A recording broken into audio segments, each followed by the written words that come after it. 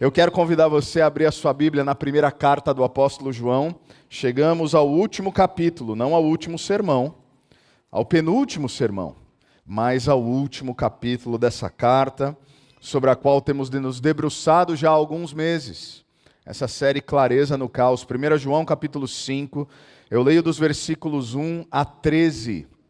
Ali está 1 a 12, não foi erro da equipe da comunicação, é porque eu decidi que faria mais sentido ir um versículo a mais, então eu peço perdão aos irmãos e já deixo claro que o erro foi meu. 1 João capítulo 5, a partir do versículo 1, leio até o versículo 13, e aí depois nós vamos orar mais uma vez juntos, pedindo iluminação e graça da parte de Deus. A palavra de Deus diz assim: todo aquele que crê que Jesus é o Cristo é nascido de Deus. E todo aquele que ama ao Pai, ama também o que dele foi gerado. Assim sabemos que amamos os filhos de Deus, amando a Deus e obedecendo aos seus mandamentos. Porque nisso consiste o amor a Deus, em obedecer aos seus mandamentos. E os seus mandamentos não são pesados. O que é nascido de Deus vence o mundo, e esta é a vitória que vence o mundo, a nossa fé. Quem é que vence o mundo? Somente aquele que crê que Jesus é o Filho de Deus. Este é aquele que veio por meio de água e sangue, Jesus Cristo. Não somente por água, mas por água e sangue. E o Espírito é quem dá testemunho, porque o Espírito é a verdade. Há três que dão testemunho: o Espírito, a água e o sangue, e os três são unânimes. Nós aceitamos o testemunho dos homens, mas o testemunho de Deus tem maior valor, pois é o testemunho de Deus, que ele dá acerca do seu Filho. Quem crê no Filho de Deus tem em si mesmo esse testemunho. Quem não crê em Deus o faz mentiroso, porque não crê no testemunho que Deus dá acerca do seu Filho. E este é o testemunho: Deus nos deu a vida eterna, e essa vida está em seu Filho. Quem não tem o Filho tem a vida, quem tem o Filho tem a vida. Quem não tem o Filho de Deus não tem a vida. Escrevi-lhes essas coisas a vocês que creem no nome do Filho de Deus, para que vocês saibam que têm a vida eterna. Vamos orar? Deus, nós mais uma vez estamos diante da Tua sagrada palavra, e sem o Teu Espírito, sem a Tua iluminação, sem o Seu favor, sem Sua graça, nós sequer conseguiremos compreender as verdades aqui descritas. A nossa mente humana é absolutamente limitada. O homem natural consegue discernir apenas as coisas naturais, mas o homem espiritual, este sim é capaz de discernir as coisas espirituais. Isso significa que nós não estamos diante desse livro como quem estabelece um exercício de reflexão humana, analítica, cognitiva. Mas nós estamos diante desse livro como quem se prostra de joelhos e clama: Senhor, fale conosco. Não apenas clamamos para que o Senhor fale conosco, mas clamamos para que os nossos ouvidos espirituais estejam abertos. Para que, se houver qualquer escama, mesmo caminhando já contigo, há pouco ou há muito tempo, se houver algum tipo de escama dos nossos olhos, que caiam, que nós enxerguemos a beleza, a majestade daquilo que é a Sua presença e a Tua verdade e a Tua palavra. E que possamos então, tendo discernido, ouvido, compreendido, possamos viver a Tua verdade, a Tua vontade. Assim nós oramos, no nome santo de Jesus. Amém. Amém. Como eu disse, chegamos ao último capítulo. O último capítulo dessa epístola, uma jornada que espero que para você esteja sendo tão abençoadora como tem sido para mim, semanalmente, me debruçar sobre esse texto e revisitar alguns conceitos que, para nós cristãos, em certa medida, são tão familiarizados já, ou são tão familiares. Mas mesmo assim, é diante de cartas como 1 João que nós percebemos a veracidade das Escrituras quando ela declara que ela se renova a cada dia. Isso não significa que ela ganha novos significados e novas verdades, mas a mesma verdade imutável, ela ganha cores diferentes, ela ganha aplicabilidades em cada momento de vida em que nós lemos, porque o 1 João que eu li ano passado e retrasado e o outro, embora seja o mesmo texto, eu não sou a mesma pessoa, você não é a mesma pessoa. Então, cada vez que nós olhamos, algo mais se descortina, algo maior se faz presente, alguma coisa que nós não havíamos percebido. E isso é importante porque João, caso você não tenha percebido, muito provavelmente já percebeu, João se repete nos temas. E se você é como eu gosto de trabalhar temas de modo bastante sistematizado, cartesiano, como se fossem lições. E, ok, amar o próximo. Beleza, João, já entendi, vamos para a próxima. E aí ele fala, ok, que bom que vocês entenderam. Então deixa eu falar uma outra coisa para vocês. Ame o próximo. João, caso você não tenha percebido, você já falou sobre isso. E aí João diria, que bom, eu acho que é importante vocês entenderem o como nós devemos amar o próximo. E no capítulo 5 ele está fazendo um pouco disso, mas ele não se repete por se repetir apenas como um instrumento pedagógico, porque você sabe que parte do nosso aprendizado é por repetição. Aquilo que você faz vez após vez após vez, em alguma medida e de alguma forma, aquele exercício se torna habitual e é internalizado na sua mente e no seu coração, isso para tudo na vida. Essa é a ideia dos hábitos. Mas João, cada vez que fala da mesma coisa, ele fala da mesma coisa trazendo ênfases diferentes. E ele não está fazendo diferente aqui. Ele traz novamente outras realidades. Ao longo de toda a carta, ele fez testes, ele falou de doutrina, ele nos coloca literalmente diante do espelho, que é a palavra de Deus, porque a palavra nos esquadrinha, nós olhamos para a palavra e percebemos mais de nós mesmos, que não havíamos percebido. Mas aqui nesse trecho, e não perca isso de vista. Acima de tudo, o objetivo do apóstolo João é produzir em nossos corações convicção. Convicção. E nós vamos ver do quê? Porque o objetivo dessa carta é muito simples, muito profundo e explicitamente definido. Versículo 13. Por isso que eu falei, como eu deixei o versículo 13 de fora?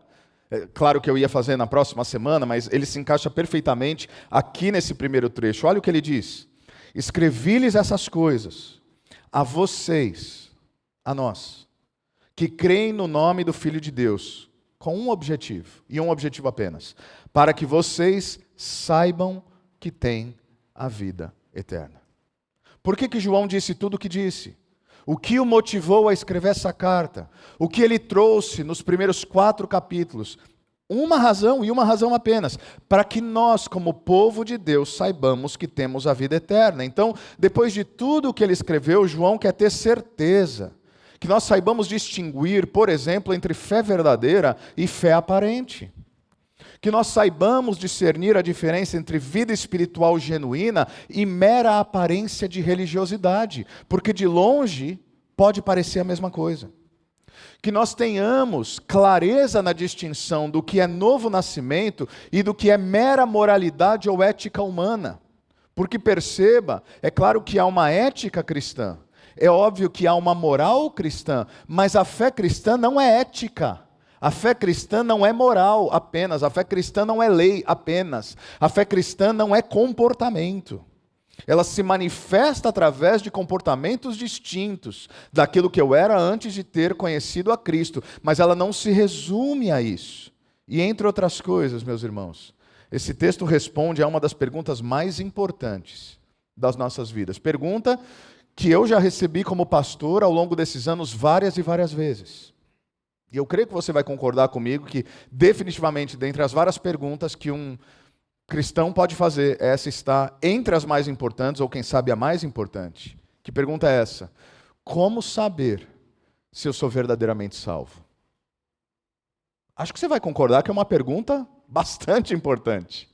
Porque se você frequenta um ambiente religioso, se você tenta obedecer os mandamentos, se você se coloca diante da presença de Deus, se você tenta viver em coerência, mas você não tem certeza daquilo que você vive, você não tem certeza se aquilo que é vivido é genuíno, se aquilo é real, se você está no caminho certo. Quantas vezes, irmãos, genuinamente me perguntaram, pastor, eu não sei, porque às vezes eu tomo algumas atitudes que não parecem atitudes de alguém que foi alcançado pela graça de Deus. Eu peco e eu tropeço nas mesmas realidades. Enfim, como saber que eu sou realmente salvo? Como saber? Como não viver na lógica do medo? E acredite, muitos cristãos vivem nessa lógica do medo. Muitos cristãos, como disse um amigo, um irmão querido outro dia aqui, a pessoa ela acorda salva e ela dorme perdida. Ou seja, ela vai passando o dia dela, ela fala, não, eu tenho Deus. Ela pisa na bola, ela se enfurece com alguma coisa e ela fala, perdi a salvação. Como é que a gente lida com isso? João quer nos ajudar. Olha como ele começa, versículo 1. Todo aquele que crê que Jesus é o Cristo é nascido de Deus. E todo aquele que ama ao Pai, ama também ao que dele foi gerado. Mais uma vez, João vai usar um termo que ele usou várias vezes. Um termo em que a maioria de nós está certamente familiarizado. Agora, por mais que nós estejamos habituados a esse termo do novo nascimento, ele nos diz muito mais do que aquilo que um olhar desatento poderia fazer parecer. Porque quem sabe a aplicação mais importante, e deveria também ser a mais óbvia, desse termo novo nascido ou novo nascimento, é que se nós somos nascidos de Deus de fato, nós precisamos de uma vez por todas nos livrarmos da ideia de que aquilo que nos torna cristãos é qualquer coisa que nós possamos fazer. É qualquer coisa que nós possamos produzir. É qualquer coisa que nós possamos conquistar ou merecer. Porque se nós somos nascidos de Deus, se Deus é o agente da salvação, se Ele é o iniciador da redenção, se eu estava morto em meus pecados e delitos, como diz o apóstolo Paulo em Efésios capítulo 2, e Deus veio e deu vida em Cristo Jesus, então não há nada pelo qual eu possa me gloriar, e mesmo tendo feito todas as coisas, aparentemente, humanamente, de modo adequado, eu não conquistei absolutamente nada. Ser nascido de Deus é ser objeto da graça, essa é a primeira afirmação. Essa é a primeira verdade, essa é a primeira implicação. E caso esse termo não seja contundente o suficiente, basta nós olharmos para os termos que o Novo Testamento escolhe usar. Por exemplo, regeneração. Por exemplo, nova criação. Ou seja, o que nos torna cristãos, e não percam isso de vista. Eu tenho falado isso há anos, de maneiras diferentes, quase todo domingo. E eu continuo falando porque eu sei que há uma batalha em alguns dos corações e mentes. O que nos torna cristãos é o que Deus fez e faz por nós, e não algo que nós possamos fazer por Ele. Eu sei, porque eu tenho feito isso há anos, todo domingo, que quando eu falo isso, alguém acende um alerta e diz, mas, calma, eu vou chegar lá. É claro que a vida cristã não é isenta de coisas que fazemos. É claro que a vida cristã não é alienada a uma prática coerente do Evangelho. O que eu estou dizendo, primeiramente, essas bases precisam ficar bem estabelecidas, é que, como diria Tim Keller, o Evangelho, e literalmente significa boa notícia, o Evangelho não é um bom conselho, o Evangelho é uma boa notícia. Um bom conselho é aquilo que eu digo para você fazer. Uma boa notícia é aquilo que eu coloco diante de você como já feito. O Evangelho não é faça, o Evangelho é feito. O Evangelho não é quais os passos que eu preciso dar para conquistar a salvação. O Evangelho é a boa notícia de que não importa quantos passos eu desse, eu jamais seria capaz de me ressuscitar espiritualmente. Repito, uma vez morto espiritualmente. Por isso, Deus fez por mim o que eu jamais poderia fazer por mim mesmo. A história do Evangelho, a história bíblica, não tem o homem no centro. A história bíblica tem Deus no centro. Um Deus criador e sustentador de todas as coisas, que age ativamente na história para redimir e reconciliar consigo todas as coisas criadas, humanas e não humanas, na pessoa de Jesus Cristo. Esse é o Evangelho. Nós não podemos confundir o Evangelho com os efeitos do Evangelho. O Evangelho é o que Deus faz. Agora alguém perguntaria adequadamente, mas ok, quais são os sinais? Quais são as evidências? Quais são os efeitos que o Evangelho produz na minha vida? Quando a gente pergunta nessa ordem, tudo bem. E João responderia, olha os versículos 2 e 3. Assim sabemos que amamos os filhos de Deus. Me permita aqui a paráfrase, é como se João estivesse dizendo, assim sabemos que somos nascidos de Deus, assim sabemos que o Evangelho nos alcançou. Como? Amando a Deus e obedecendo aos mandamentos. Aqui para ele são duas coisas, amando a Deus e aos seus mandamentos, porque nisso consiste o amor a Deus, obedecer aos seus mandamentos. E aí ele diz algo interessantíssimo: seus mandamentos não são pesados. É curioso que no capítulo 4, João se debruçou bastante sobre o tema do amor. E João parece ter feito uma lógica inversa no capítulo 4, que em maneira alguma contradiz o que ele está dizendo no versículo 5. É só a maneira dele colocar. Porque no capítulo 4 ele disse o oposto. Ele disse: meus irmãos, se vocês dizem que amam a Deus, a quem não vêm, sem amar o irmão a quem vocês vêm, vocês não amam a Deus coisa nenhuma. Então como é que eu sei que eu amo a Deus? João diria: amando meu irmão. Então o amor ao meu irmão é a evidência visível e prática de que primeiramente eu amei a Deus. Aqui ele fecha o quadro falando do oposto.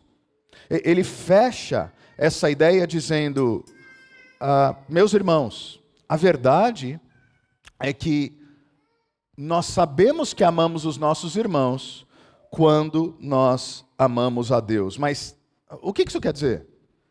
Porque dizer que eu amo a Deus e aí eu amo o meu irmão, ok, amar o irmão é visível, mas dizer que eu sei que eu amo o irmão amando a Deus, o que João quer dizer com isso? Bom, se eu não amo a Deus, presta atenção nisso, que isso é muito importante. Se eu não amo a Deus, o que eu posso estar chamando de amor pelos irmãos não é amor de fato, é apenas uma simpatia natural. Eu vou dar um exemplo claro aqui.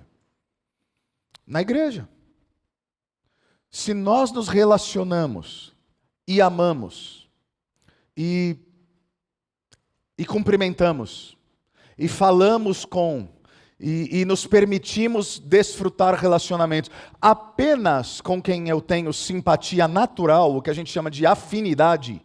Afinidade. E afinidade não é algo ruim. Afinidade é uma característica natural. Tem pessoas pelas quais você se afeiçoa naturalmente. Não é assim? A vida é assim. Como é que você escolheu seus amigos? Você não escolheu seus amigos, aconteceu. A amizade é um negócio que acontece. Mas se essa é a base da sua vida, João disse, está faltando algo.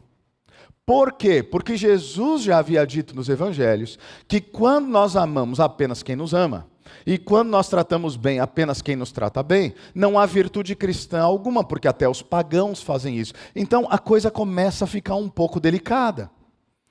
Isso não significa que eu vou me relacionar com todos, que eu terei intimidade com todos. É impossível, é numericamente impossível, é psicologicamente impossível, é emocionalmente impossível.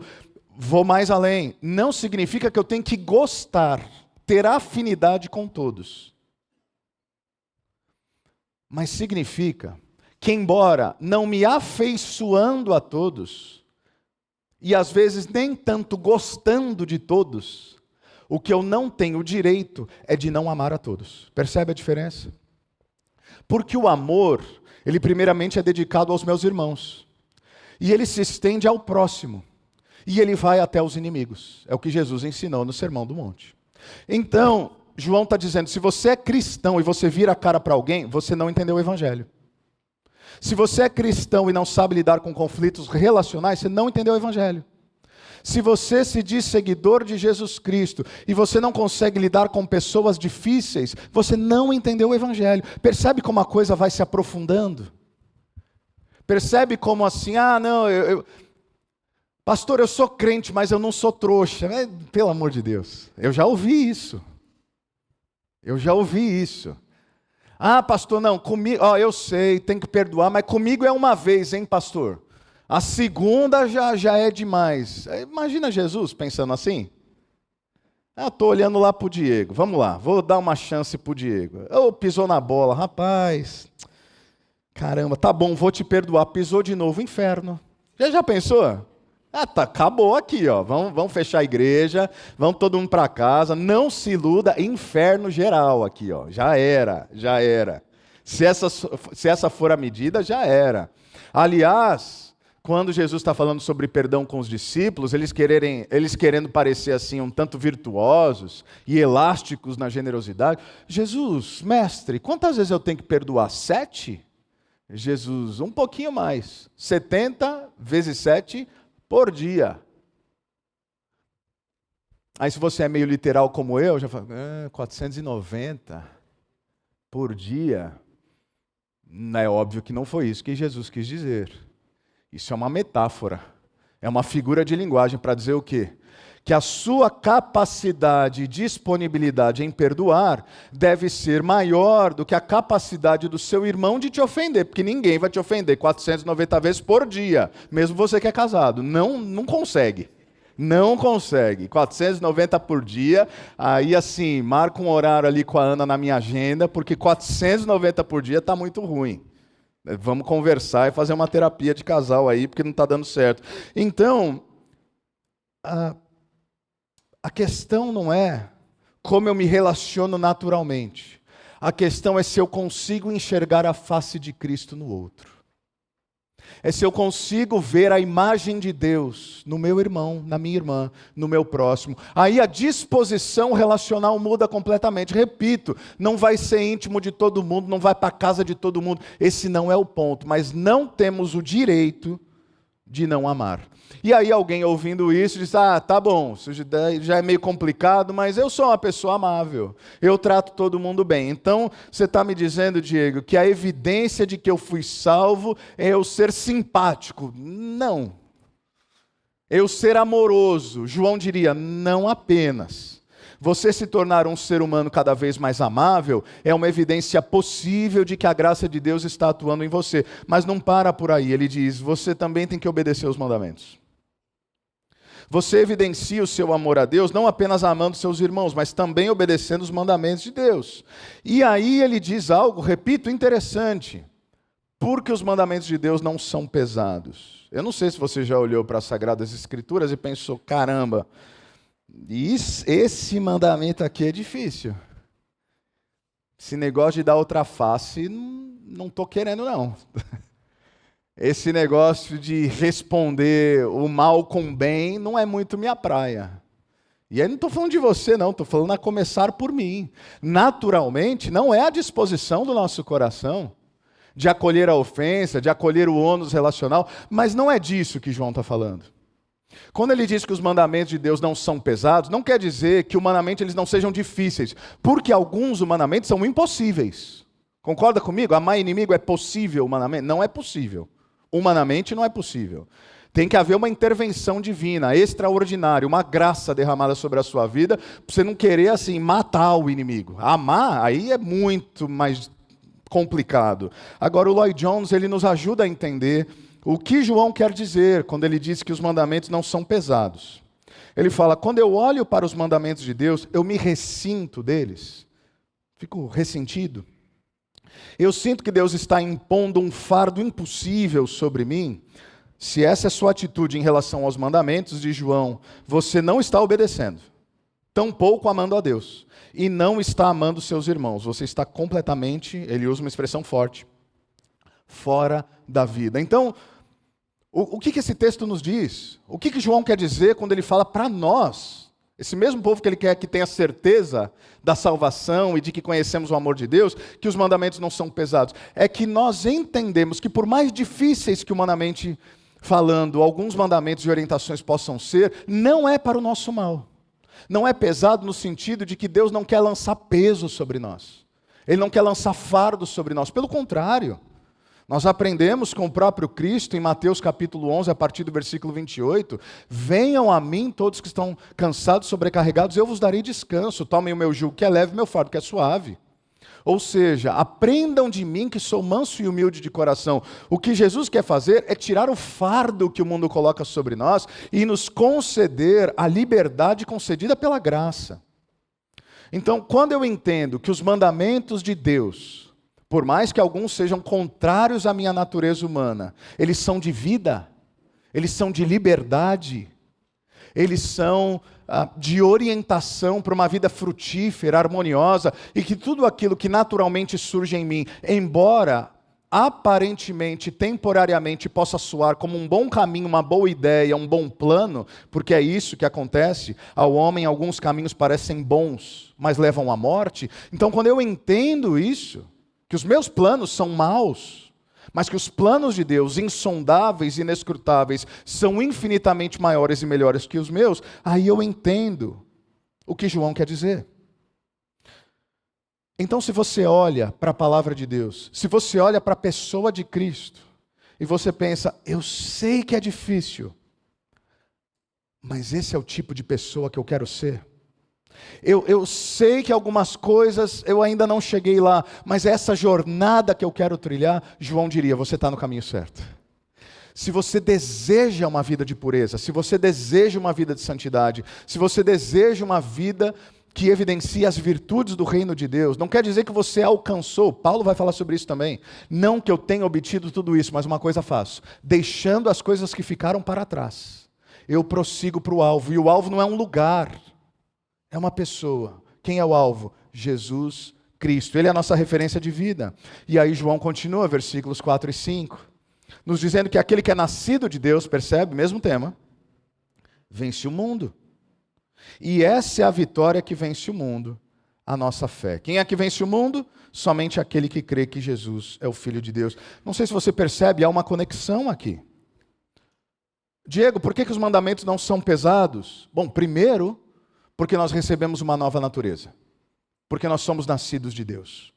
Porque nós temos um status familiar. Deus não nos ordena realidades como quem o faz de longe. Ele fala como um pai fala ao seu filho, por amor, motivado pelo bem dos seus próprios filhos. Mas em segundo lugar, por sermos nascidos de Deus, através da fé, agora nós somos capazes de vencer o mundo. E o verbo vencer aqui no original não diz respeito ao passado. Não é... para trazer o correlato aqui para o português, não é pretérito perfeito, não é o que aconteceu e ficou. Também não é futuro, não é expectativa. Não é uma ideia daquilo que talvez, fazendo tudo certo, possa vir, quem sabe, eventualmente, potencialmente acontecer. Não, vitória aqui, aquele que vence o mundo, é um ato contínuo. É aquele que vence todos os dias e continua vencendo todos os dias, por intermédio da fé. Mundo aqui, como já vimos, para João, é um sistema. E eu acho que esse termo nos ajuda a entender exatamente o que João quer dizer. Esse termo tem sido muito usado, não vou me aprofundar nisso, mas esse tema tem sido muito usado para política, certo? Você que acompanha noticiário político, porque o sistema... É o candidato outsider do sistema, é lutar contra o sistema está corrompido. Independente da sua predileção, em nome de Jesus, não deixe o capeta entrar na tua cabeça agora. Eu não estou falando de política, é só um exemplo. Então, o sistema, o que é sistema? É um organismo, uma organização, um jeito de ser, parece uma coisa que tem vida própria. O mundo é um sistema maligno. É um sistema do mal, que age na política, que age em tudo que é a área da vida, porque está tudo corrompido. É por isso que é um problemão botar esperança em algumas áreas da vida, esperança messiânica, como se aquilo for resolvido, então minha vida vai dar certo. Meu irmão, coloque sua esperança em qualquer coisa e ela te esmagará. Agora, coloque sua esperança em Jesus Cristo e você não vai desfalecer. Esperança é em Cristo. Então, esse sistema rebelde do mundo, ele tem como objetivo nos afastar daquilo que é a vontade de Deus. Então nós vencemos esse sistema de rebeldia contra o próprio Deus pela fé. Nós vencemos as tentações externas e internas. Porque sofremos por aquilo que vem do lado de fora, mas também, se admitirmos, sofremos por aquilo que vem do lado de dentro. Sofremos, às vezes, pelos nossos próprios desejos, que são, sim, por vezes antagônicos à vontade de Deus. Vencemos a nós mesmos e a nossa carne. Essa é uma promessa que a palavra de Deus está nos trazendo. Agora, o que nos faz sentir tentados a pensar que os mandamentos são pesados demais, injustos demais, pesados demais, é exatamente o sistema desse mundo. O mundo que vai tentar nos atacar ou nos atrair, seja pela sedução, pelas ilusões, seja pelo escárnio, seja pela exclusão social, seja pela perseguição no seu caráter cultural ou, em alguns lugares, ainda hoje, perseguição física. Em alguns lugares, ainda hoje, ser cristão significa não apenas exclusão social e perseguição cultural, mas física. Significa a possibilidade de martírio. Mas o que Jesus nos disse? registrado pelo mesmo apóstolo João no seu evangelho. Ele disse: nesse mundo terão aflições, mas tem de bom ânimo. Por quê? Eu venci o mundo. Aqui João está dizendo, o mesmo que venceu o mundo habita em nós. E agora, porque ele venceu o mundo, nós também vencemos o mundo todos os dias. John Gill fala que a vitória sobre o mundo não se deve à fé propriamente dita, mas ao objeto da fé, percebe? Não é a força da minha fé, não é a capacidade que eu tenho de crer, não é o quanto eu tenho uma fé que move montanhas, não, é onde minha fé está. O que vence não é a fé nascida do ser humano, o que vence é a fé como dádiva divina no próprio Cristo. Afinal de contas, o que nos permite vencer o mundo, seu sistema, suas rebeldias? O próprio Cristo. E quem é esse Cristo? Ele vai dizer nos versículos 7. É aquele que veio por meio de água e sangue. Jesus Cristo. Ele ama esse termo composto, Jesus Cristo. Não somente por água, mas por água e sangue. E o Espírito é quem dá testemunho, porque o Espírito é a verdade. Há três que dão testemunho, o Espírito, a água e o sangue, e os três são unânimes. Alguns teólogos vão dizer que esse é um dos textos mais difíceis de se interpretar de todo o Novo Testamento. Eu não tenho tempo para passar por todas as possibilidades, mas o que é importante aqui para nós é que nós precisamos nos lembrar como João começa a sua carta. 1 João, capítulo 1, versículo 1. Ele vai dizer: o que era desde o princípio, o que ouvimos, o que vimos com os nossos olhos, o que contemplamos e nossas mãos apalparam, isso proclamamos a respeito da palavra da vida. Ele começa a sua epístola de modo muito semelhante a que ele começou o seu evangelho. No princípio era o verbo estava com Deus e era Deus, até que no versículo 14 ele vai trazer essa mesma realidade, que é o que nós chamamos de doutrina da encarnação. Por que isso é importante? Porque o que João faz no início dessa carta é uma declaração tanto teológica quanto testemunhal. Ele fala de doutrina, mas ele fala de testemunho, ou seja, sabe esse Deus eterno, o Deus Filho, que se manifesta na pessoa de Jesus, que é o Cristo? Então, eu vi, eu toquei, eu comi pão com ele serviu o cálice, eu reclinei minha cabeça no peito dele. Não é história da carochinha, não é fábula, não é testemunho de terceiros. Eu estou falando a vocês aquilo que eu desfrutei do relacionamento com Deus eterno encarnado. E você que está nessa série acompanhando há algumas semanas ou meses, você vai se lembrar que João insiste em combater um falso ensino do seu tempo. Uma espécie de pré-gnosticismo. É uma turma que, entre outras coisas, eu já disse várias vezes e direi aqui novamente, uma das coisas que eles diziam é o seguinte: não, ele não era totalmente Deus e totalmente homem. Eles tentavam mexer e diminuir com a divindade de Cristo. Eles diziam literalmente, presta atenção nisso, que vai fazer sentido, Jesus era um homem qualquer, e quando ele se batiza, o Espírito Santo vem sobre ele, então o ser eterno de Deus vem sobre ele no batismo, eles diziam. Então ali ele passa a ter Deus sobre ele. E quando ele vai para a cruz, antes dele ir para a cruz, esse ser eterno de Deus deixa ele, porque Deus não pode morrer. Uma heresia antiga, que foi depois falada por outros. Essa dificuldade de compreender o mistério das duas naturezas de Jesus. Totalmente homem, totalmente Deus. Esse Deus homem, homem-Deus. E aí você pensa, tá bom, Diego, mas isso é essa coisa de teólogo. Não. Ainda hoje, diferentes formas de espiritualidade, diferentes religiões e às vezes diferentes ensinos falsos cristãos vão tocar exatamente no assunto da divindade de Jesus. Por exemplo, você já ouviu falar nos testemunhas de Jeová? Eu não sei se alguém aqui é testemunha de Jeová, enfim. Mas eles não afirmam que Jesus é Deus. Simples assim. Eu me lembro há muitos anos, nós morávamos num apartamento, eu não estava em casa, a Aline me contou depois. Então, uns testemunhas de Jeová tocaram o interfone.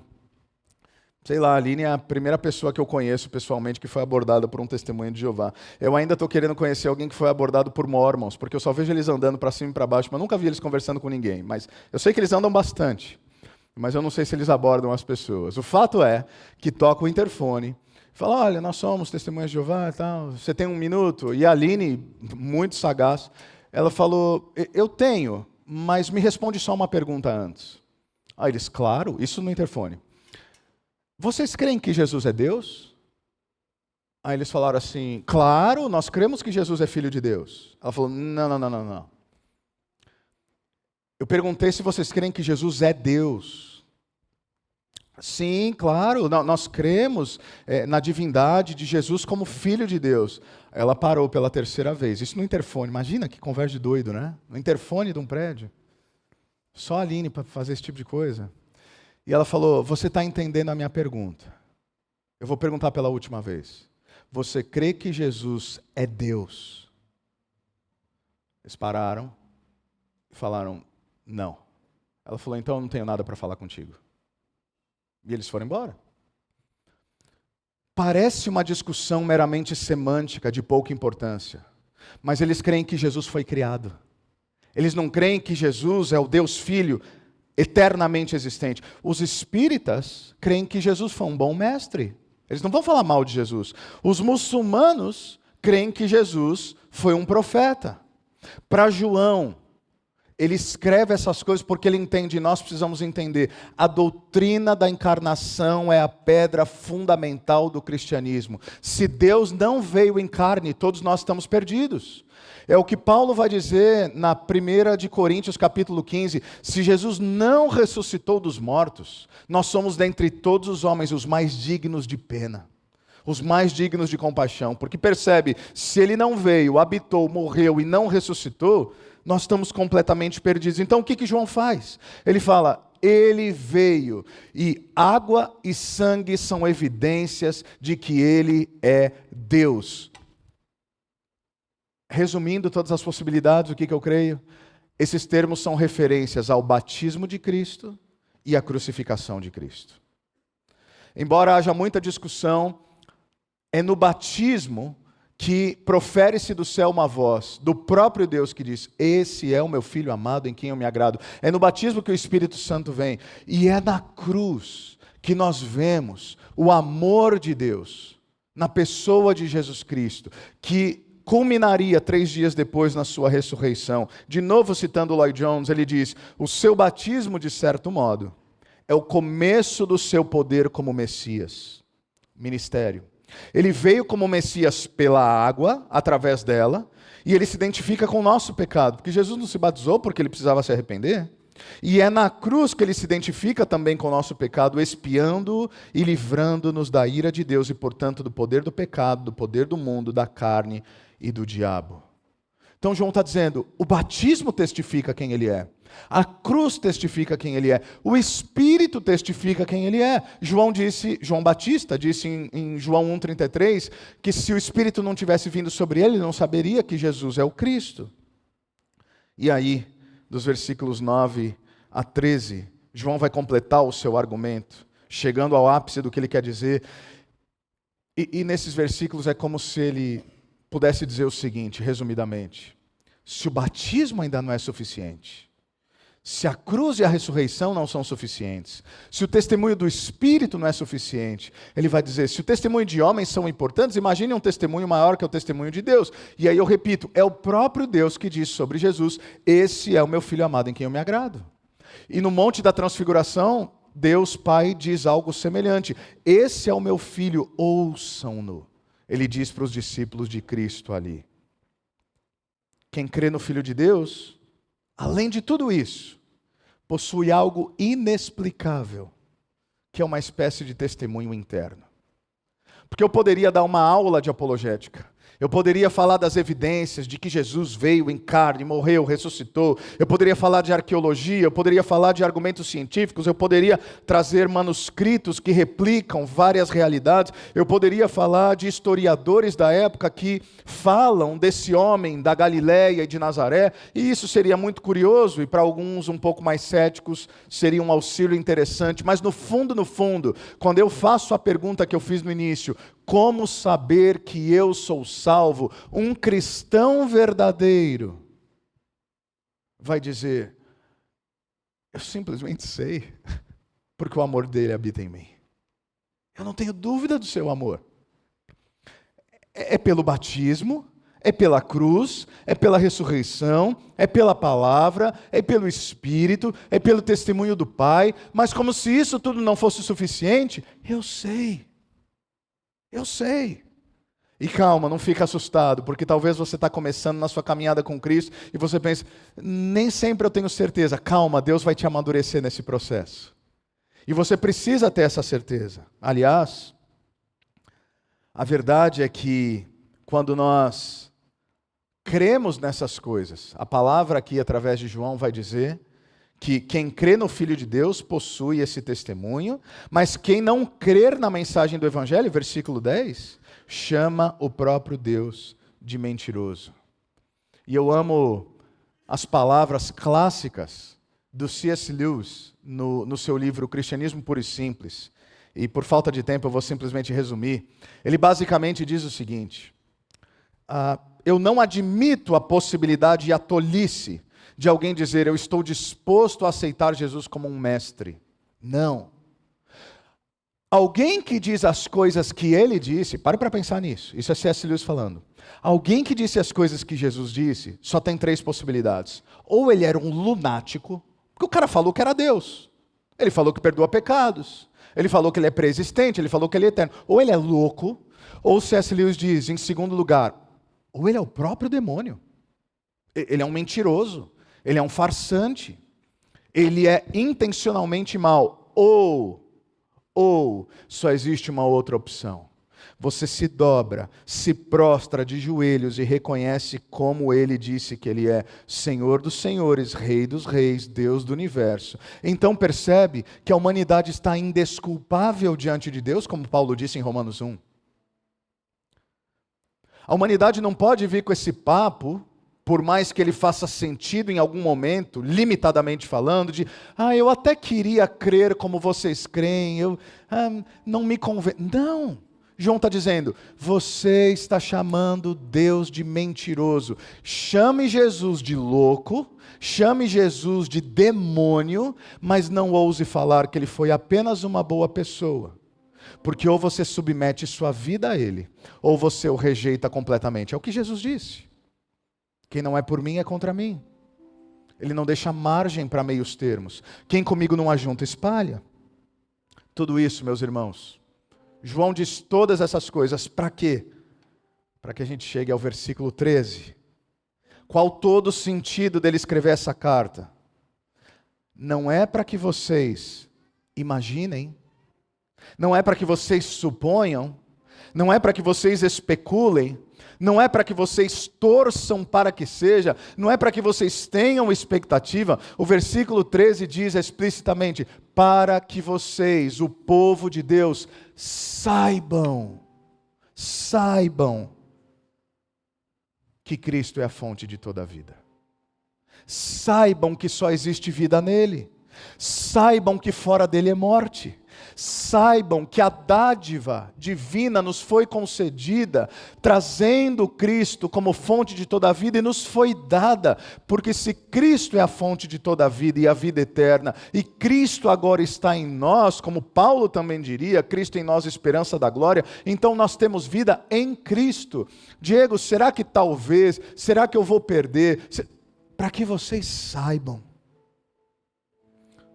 O objetivo da carta é esse, para que você tenha certeza que você está nele, que ele está em você, e que por isso você está eternamente seguro. Sim, há vários testes, sim, há várias doutrinas implicadas, sim, existe o amor a Deus e o amor aos irmãos, sim, existem os mandamentos, mas ao olhar tudo isso, o que João quer é que nós possamos dizer, tal como de novo o apóstolo Paulo, agora falando a Timóteo, em 2 Timóteo, nós possamos dizer, eu sei em quem eu tenho crido. Eu sei em quem eu tenho crido. Como Jó disse no Antigo Testamento, antes da revelação do Messias, eu sei que o meu Redentor vive e se levantará da terra. Eu sei em quem eu tenho depositado a minha esperança. Meus irmãos, nós estamos aqui para mais um culto. Nós não estamos aqui para mais uma palestra, nós não estamos aqui para mais um conjunto de lições morais, nós estamos aqui para reafirmar que a única certeza que nós temos da vida, a única, é que Deus nos ama, é que Ele nos perdoou, é que Ele nos salvou dos nossos delitos e da escravidão do nosso pecado. A gente não tem certeza se vai acordar amanhã, a gente não tem certeza se vai ter emprego, a gente não tem certeza se a empresa vai bem para o resto da vida, a gente não tem certeza se vai deixar herança para os filhos, a gente não tem certeza se o coração vai funcionar do jeito que tem que funcionar, a gente não tem certeza se não vai ficar angustiado, ansioso, deprimido, a gente não tem certeza de nada. O que nós temos, a única certeza é em quem nós cremos, e isso resolve todo o resto. Eu quero contar uma última história para encerrar. No segundo século havia um pastor idoso chamado Policarpo. Ele é conhecido na história como um dos pais da igreja, chamado de Policarpo de Esmirna.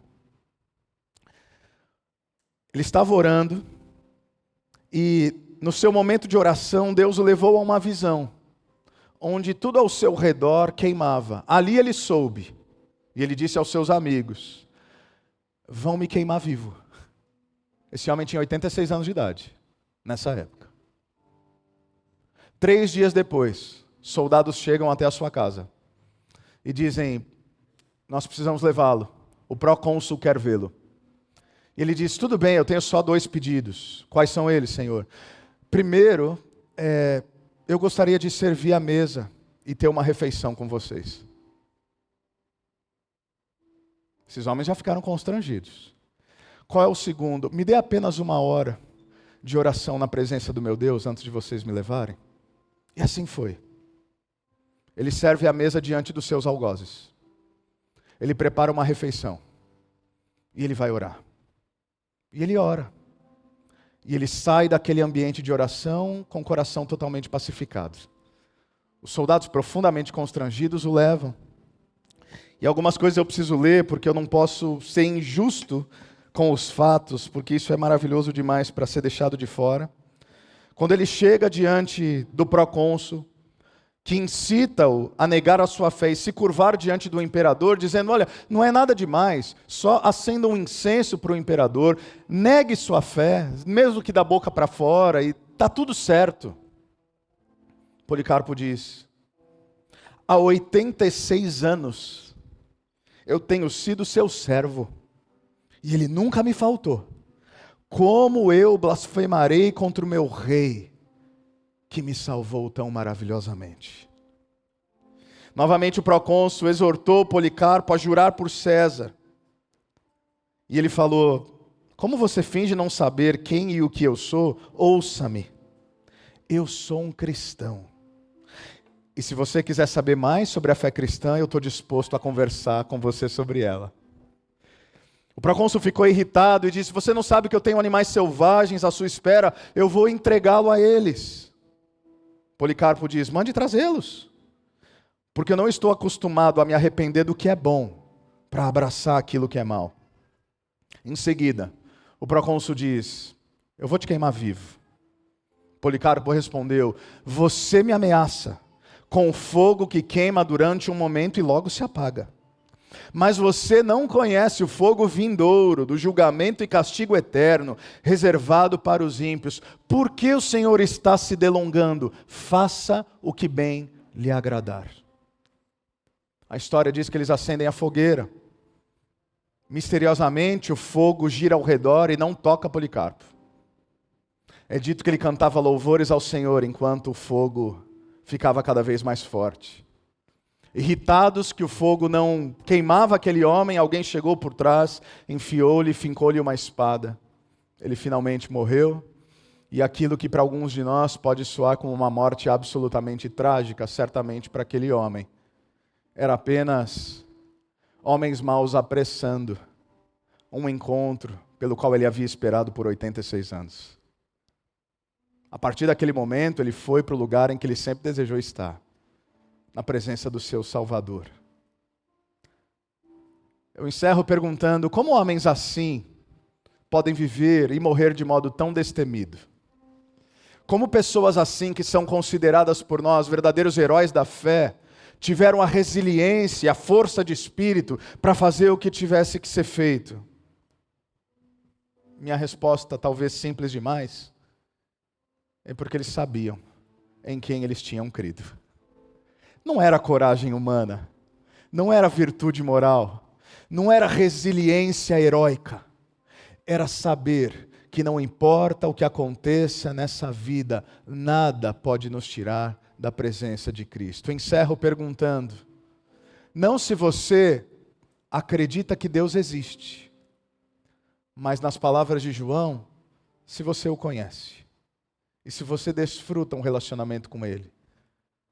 Porque o que João está dizendo é, eu estou falando isso tudo para vocês, por uma razão, para que vocês saibam, para que vocês tenham certeza, para que vocês vivam a totalidade da fé de vocês sem medo. Amém? Essa é a nossa oração. Vamos orar, fique de pé. Deus, obrigado, porque o perfeito amor lança fora todo medo. Obrigado porque já não vivemos uma vida duvidosa, uma vida pautada na angústia, uma vida que lida com as incertezas do futuro, no que diz respeito à eternidade. Não. Hoje nós sabemos. E nesse fim de tarde a minha oração é que os meus irmãos, que de fato estão em Ti, possam sair daqui consolados, amparados pelo Teu amor, fundamentados na Tua graça, com a convicção de que existe algo maior do que esse mundo, maior do que a morte, maior do que o pecado, maior do que a escravidão espiritual. Esse algo é o Teu amor, manifesto na pessoa do Teu Filho Jesus. Obrigado, porque hoje podemos dizer, eu sei em quem eu tenho crido. Nós oramos e agradecemos no nome de Jesus. Amém. Amém.